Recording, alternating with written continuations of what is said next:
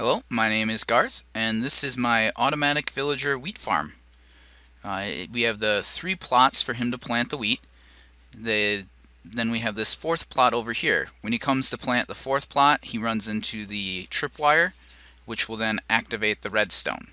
The first bit of redstone does quick pulses to these dispensers that are full of bone meal. They grow those three plots into harvestable wheat. The second part, this turns the constant pulse coming from the tripwire into just a single pulse, which is then doubled. And the second is, of course, delayed enough to allow the water to push him back far enough. Uh, and then this third bit of redstone is just a delay so that these dispensers will spit out seeds about the time when the water is going away. Those seeds will then ensure that he is constantly full of seeds, that there's no chance for him to pick up any of the wheat. And then you just come over here and you have your wheat. The one thing that could probably be added is an item sorter. So you'd get the wheat in one chest, and then you could have a set of dispensers or some type of item elevator to bring all of the seeds up into this chest, and with any excess seeds just getting tossed out. The one flaw is, I think he did it just there, is he'll walk all the way to that fourth plot, plant that first, or sometimes just walk into it without planting anything, which will activate it. And it'll take a little time, but that happens so infrequently, and it also goes quick enough that you don't really notice it. Um, the other thing is sometimes he will just stand there for up to a minute or so without planting anything anywhere. Uh, for the tests I've done, I tend to get a stack every 5 minutes. So within an hour, that's about 12 stacks.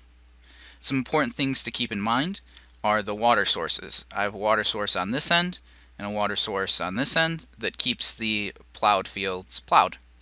Uh, there's also a roof running over his head so that he doesn't bob up and down when he goes through the water.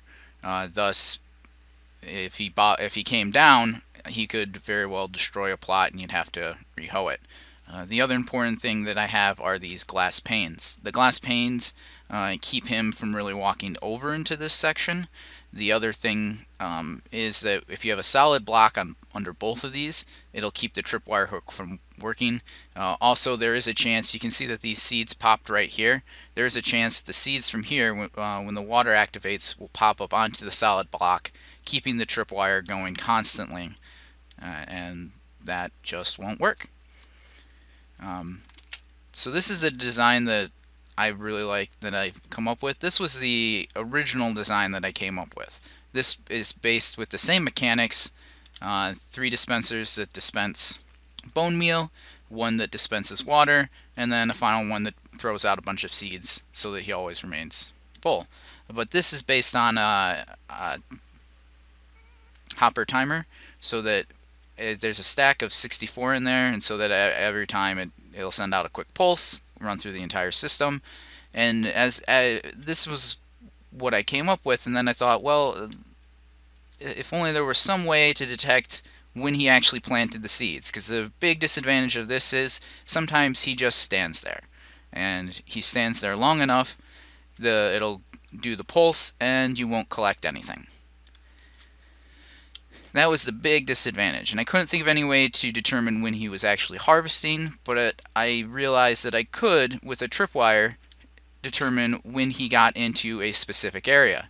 And that's where I have the 3 plots over there with the divider, and then the 1 plot over here. This divider, with nothing, it tends to cause him to fill those 3 plots first, especially if the water pushes him all the way into those 3 plots. But as you can see right there, he only did the 1 and then ran over here. But again, he does it enough that you don't really notice it. So this is the automatic villager wheat farm that I've come up with. Any suggestions on compacting redstone? I'm kind of a novice on redstone. I learned most of this within the past couple days just so I could figure out how to build this, and this is a vast improvement from the first stuff that I did where redstone was pretty much stretched throughout this entire area. But any improvements and suggestions would be much appreciated. And thank you for watching.